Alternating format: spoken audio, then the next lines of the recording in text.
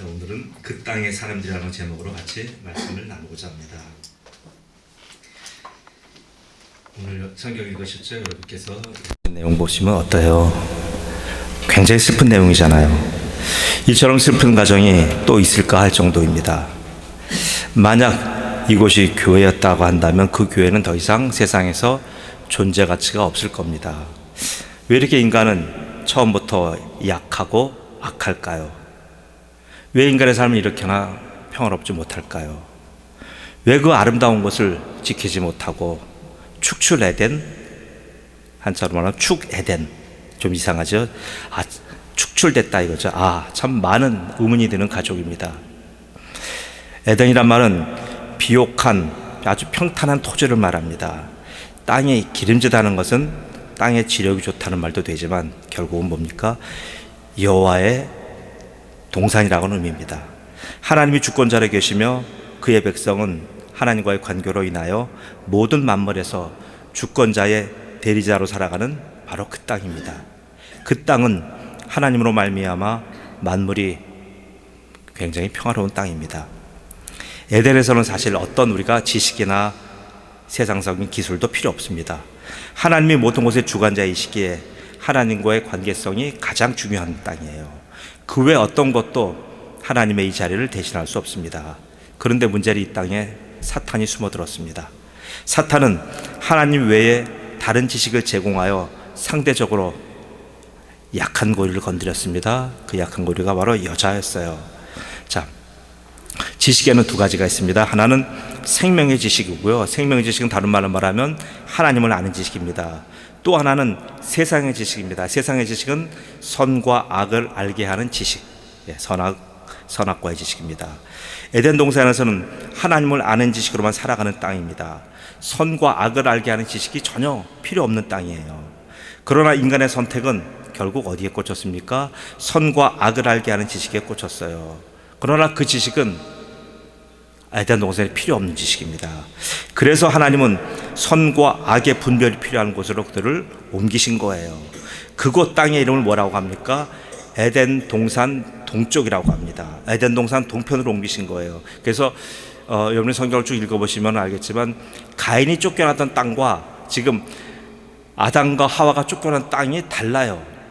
똑같이 성경은 에덴 동산 동편으로 나오지만 우리가 원어를 보면 영어 성경은 예를 들어서 에덴 동산 동쪽은 The East Side of Eden이고요. 그 다음에 가인이 쫓겨난 땅은 뭡니까?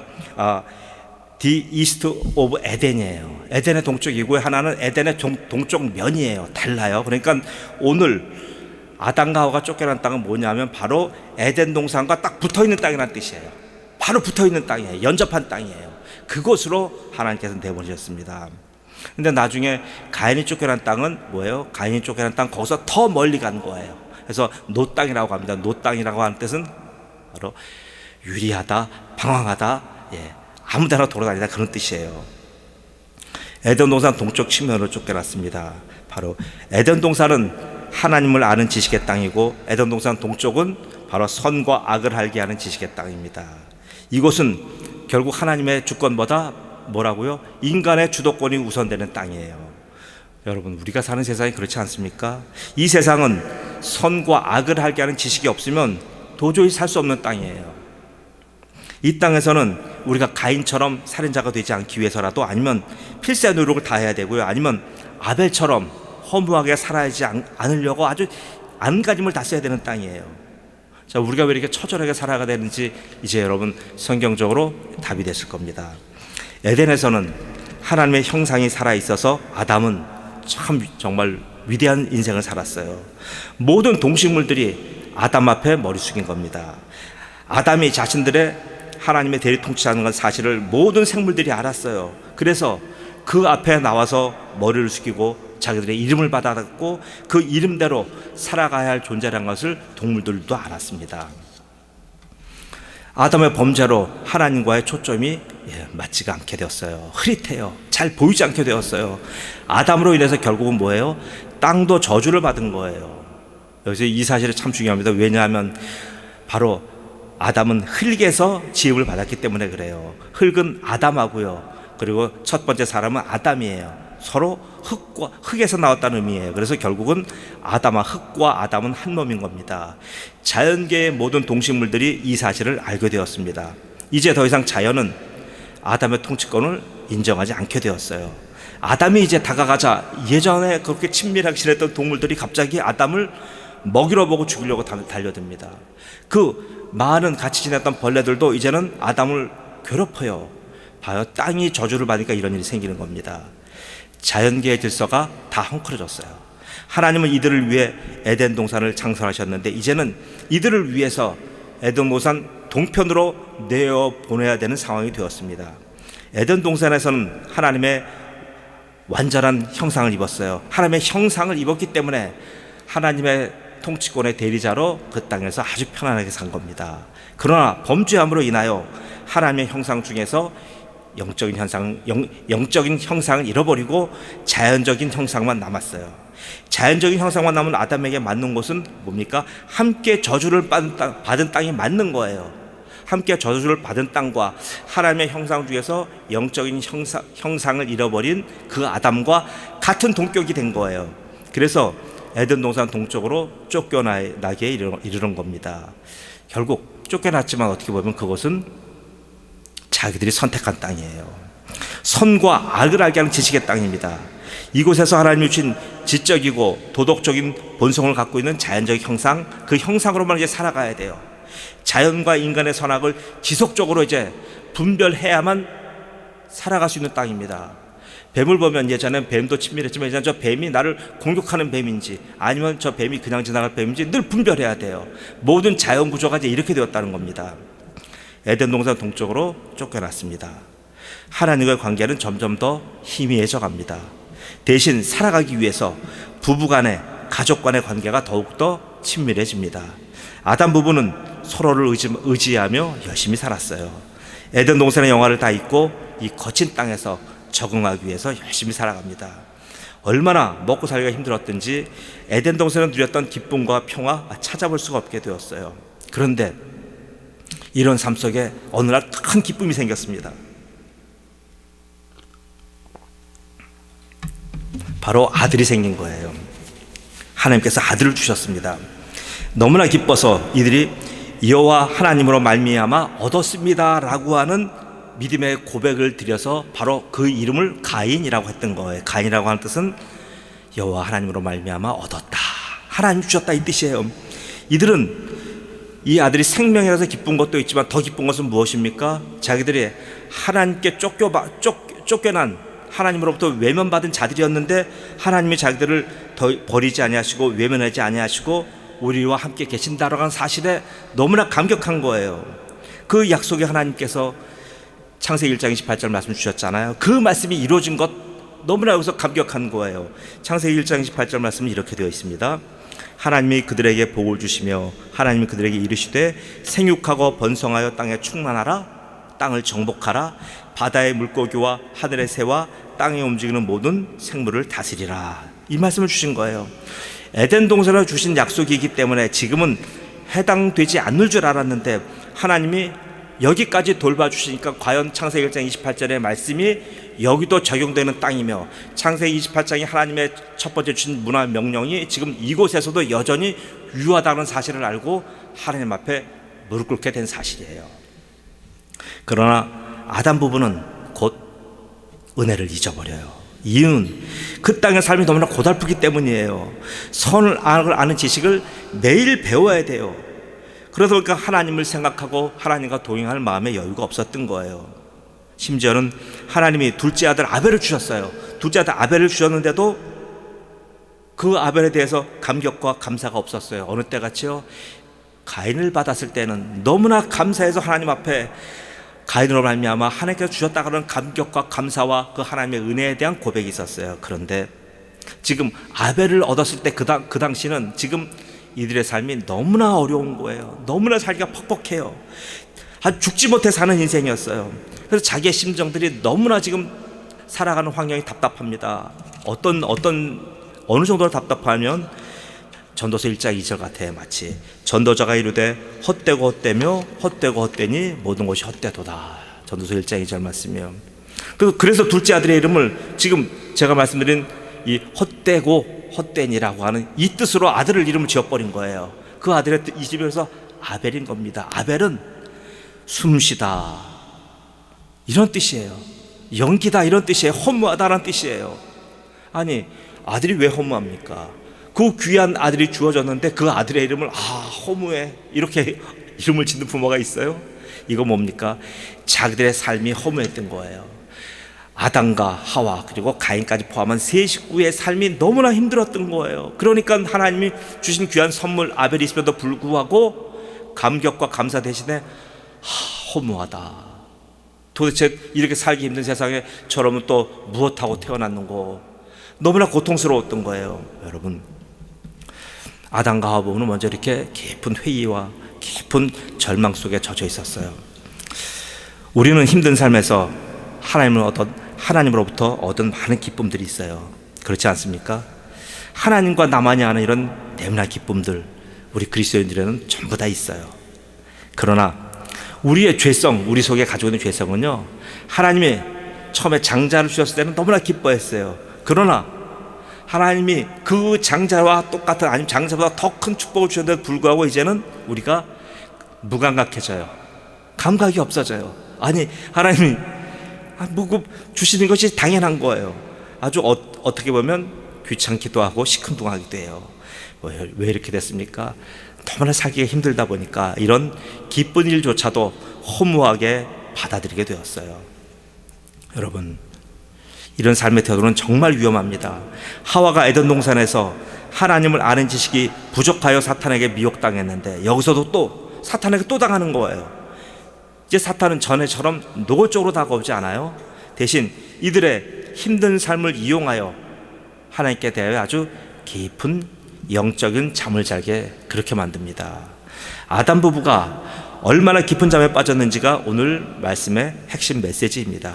모든 면에서 이 부부는 가인을 편애했어요. 여호와 하나님이 주신 은혜의 표가 바로 가인이었기 때문에 모든 초점이 가인에게 가 있었던 거예요. 반면에 아벨은 미덥지가 않은 아들이었어요. 가장 힘든 시기에 부모에게 짐이 된 아들이에요. 있는 둥 없는 듯 사랑과 관심도 아벨에겐 주지 않았습니다. 그러기에 아담 부부는 장자 가인을 끼고 함께 살았어요. 그 증거가 어디 있다고요? 바로 가인의 직업이 농사입니다. 농사는 혼자 짓지 못합니다. 아무리 하나님의 에덴 동산에서 발원하는 그 강 주변에서 농사를 짓고 있다 하더라도 이 농사는 혼자 지을 수가 없어요. 농사의 노동을 어떻게 혼자 다 합니까? 그래서 세 식구는 함께 돕고 함께 일하고 더불어 사는 거예요. 반면에 아벨은 어때요? 아벨은 약골이라 농사에 도움이 되질 못해요.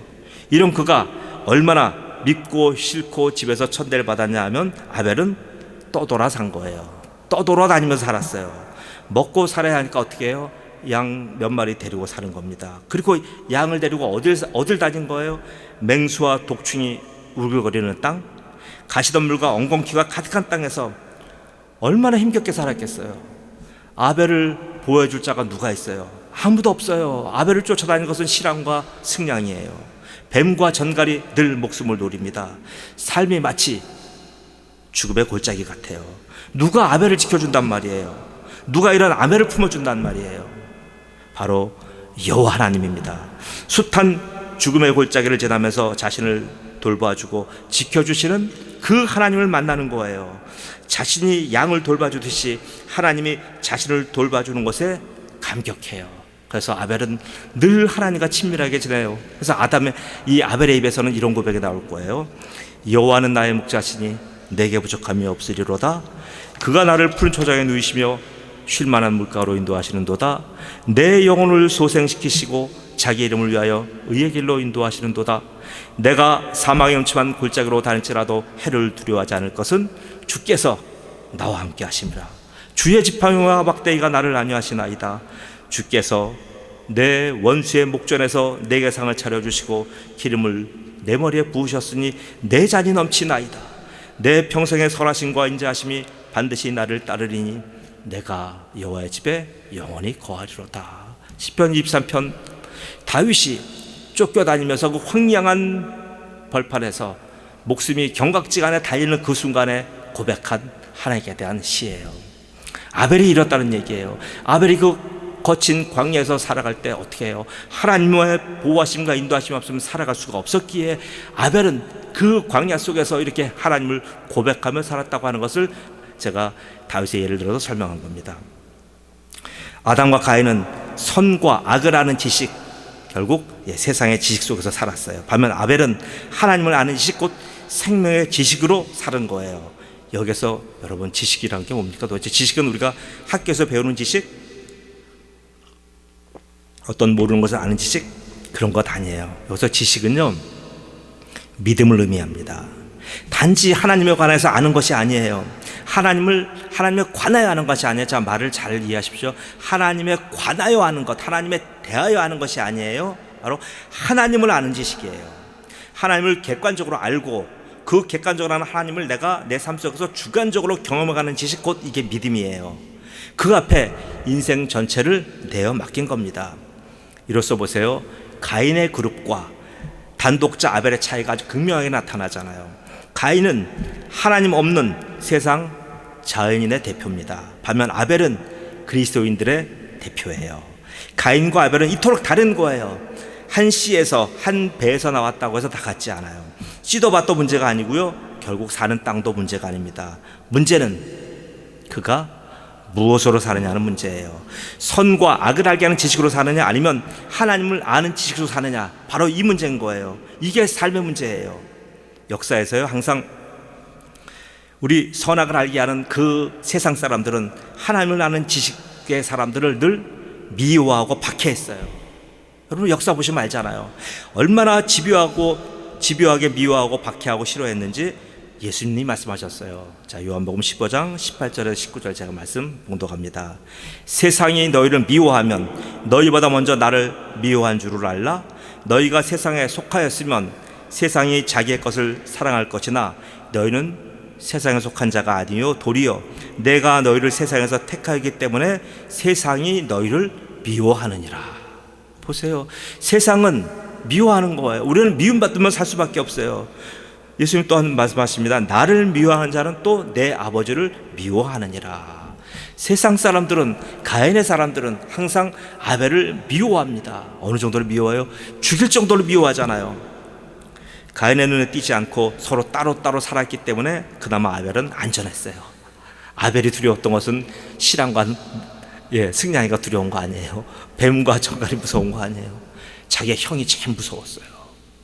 그런데 가인이 있는 그 집보다 오히려 거친 땅이 더 편안하고 안전했습니다. 그런데 문제가 있어요. 예배가 문제인 거예요. 그 가족이 하나님께 드리는 예배의 자리, 그때는 언제예요? 바로 추수감사 예배가 드려진 거예요. 추수감사의 예배를 드리는 자리에 온 집안 식구가 함께 했습니다. 서로 자신의 삶을 그대로 지나왔던 모든 삶을 하나님께 올려드리는 자리입니다. 하나님과의 동행이 익숙한 아벨이 먼저 예배를 드려요. 그런데 이는 순서가 틀린 거예요. 장자가 먼저 예배를 드려야 되잖아요. 그런데 가인은 예배를 드릴 줄 몰라요. 그 가족이 하나님을 아는 지식과 무관하게 살았다는 바로 증거가 됩니다.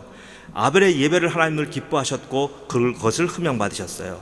그러니 가인도 아벨이 하는 예배를 보고 그 예배를 흉내냅니다. 당연히 하나님이 기뻐하실 줄 알았으나 하나님은 가인의 예배를 받지 않으셔요. 가인의 예배뿐 아니라 가인의 마음과 인격 자체가 하나님을 기쁘시게 못했기 때문입니다. 집에서 최고의 대우를 받고 왕노릇하던 가인이 아주 격분해요. 가슴이 분노로 가득 차요. 그 노가 얼마나 강한지 얼굴색이 변하며 하나님에 대하여 화가 머리끝까지 끓어오릅니다. 이에 하나님은 가인에게 하와처럼, 아담처럼 범죄하지 말 것을 미리 알려주시는 거예요. 아담과 하와의 하나님 경험을 보셨잖아요. 이미 사고치고 난 이후에. 그러나 하나님은 가인에게, 그 사고치기 이전에 가인에게 가셔서 말씀하셔요. 본문 6절과 7절이에요. 여호와께서 가인에게 이르시되 내가 분하여 함은 어찌 됨이며 안색이 변함은 어찌 됨이냐. 내가 선을 행하면 어찌 낯을 들지 못하겠느냐. 선을 행하지 아니하면 죄가 문에 엎드려 있느니라. 죄가 너를 원하나 너는 죄를 다스릴지라 라고 하나님께서 이렇게 말씀해 주셔요. 이건 뭡니까? 하나님의 징벌이 아니고 하나님의 심판이 아니고 하나님의 사랑의 권면이에요. 오늘날 세상의 선과 악을 알게 하는 지식의 세상에 살고 있는 모든 사람에게 하나님은 이렇게 지금 권면하시는 거예요. 하나님이 이렇게 직접적인 경고의 말씀을 주셔도 이 세상은 오불관원이에요. 꼼짝도 않아요. 듣기는커녕 오히려 그의 선악의 지식을 앞세워서 하나님을 논박하고 공박하고 하나님을 공격합니다. 오늘 수많은 가인들이 하나님을 비방해요. 그 세상 사람들이 하나님에 대해서 갖고 있는 질문을 제가 몇 가지 던지겠습니다. 신의 존재를 어떻게 증명할 수 있습니까? 신은 왜 자신의 존재를 똑똑히 드러내 보이지 않습니까? 이런 얘기예요. 신은 우주 만물의 창조주라는데 도대체 무엇을 증명할 수 있습니까? 신이 인간을 사랑했다면 왜 고통과 불행과 죽음을 우리에게 주었습니까? 예수는 우리의 죄를 대신 속죄하기 위하여 죽었다는데 우리의 죄란 도대체 무엇입니까? 왜 우리로 하여금 죄를 짓게 내버려 두셨습니까? 가인들이 하는 얘기예요. 왜? 영혼이란 무엇입니까? 인간이 죽은 후에 영혼은 죽지 않고 천국이나 지옥으로 간다는 것을 도대체 어떻게 믿을 수 있습니까? 지구의 종말은 옵니까?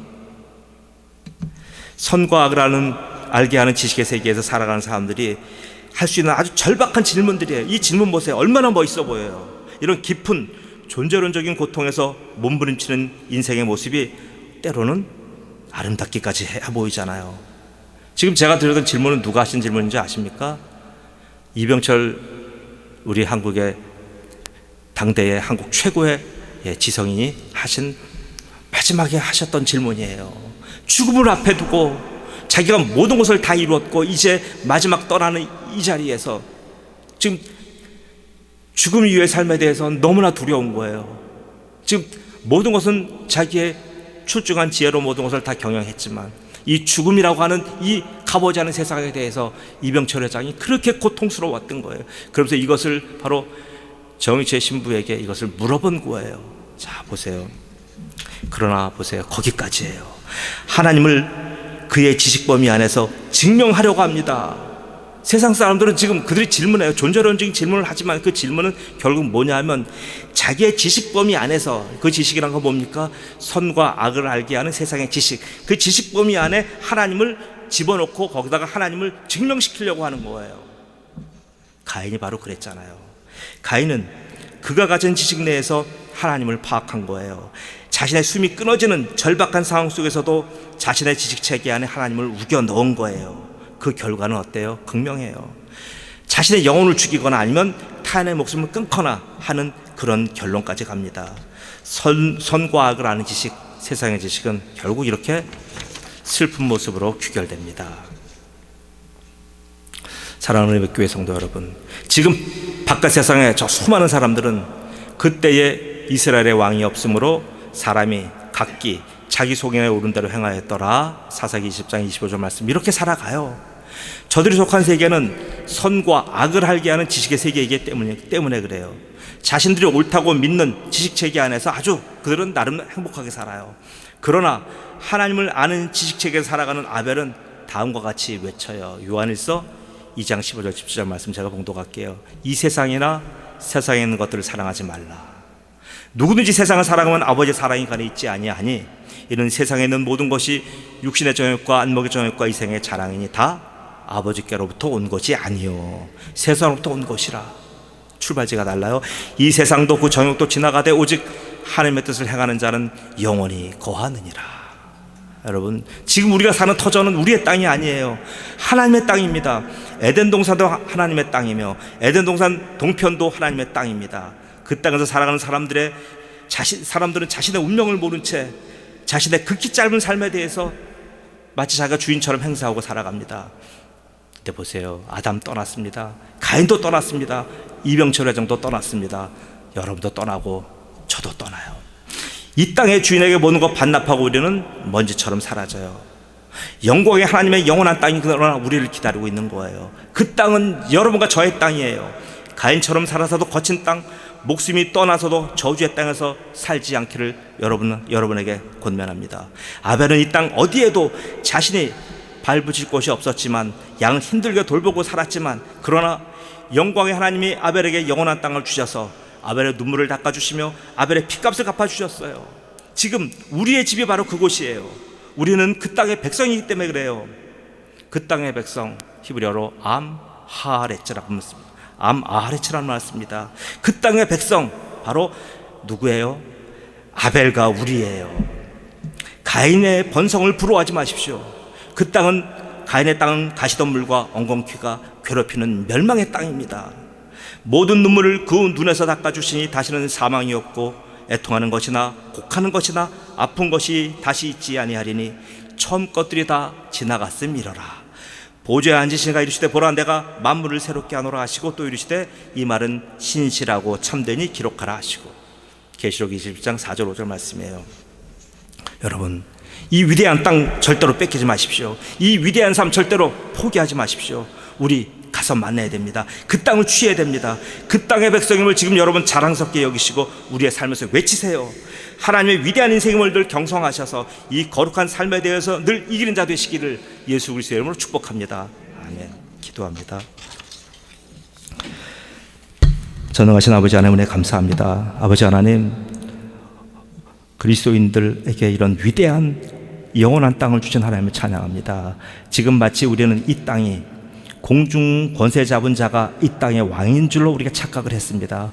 그러나 공중 권세 잡은 자가 이 땅을 통치하는 그 기간은 지극히 제한적이고 일시적인 것을 압니다. 바로 에덴 동산도 하나님의 땅이며 에덴 동산 동편도 하나님의 땅인 것을 볼 때 하나님 바로 이 땅의 소유주가 하나님이신 것을 저희가 고백합니다. 그러므로 하나님께서 우리를 아벨처럼 동행하기를 원하시며 아벨에게 주셨던 그 영원한 땅을 우리에게 주시기를 원하시며 우리를 그 땅으로 그 집으로 들이시기를 원하시는 그 하나님을 오늘 이 말씀을 통하여 저희가 하나님 배웠사오니 아버지 하나님, 이제 우리가 그 하나님의 백성으로 세상 사람들에게 머리 숙이지 않게 하시고 세상 사람들 속에서도 하나님 늘 당당하게 하나님의 복음의 진리를 외치는 하나님의 영원한 도성의 자랑스러운 시민으로 살아갈 수 있도록 축복하여 주옵소서. 감사하며 예수님의 이름으로 기도드리옵나이다. 아멘.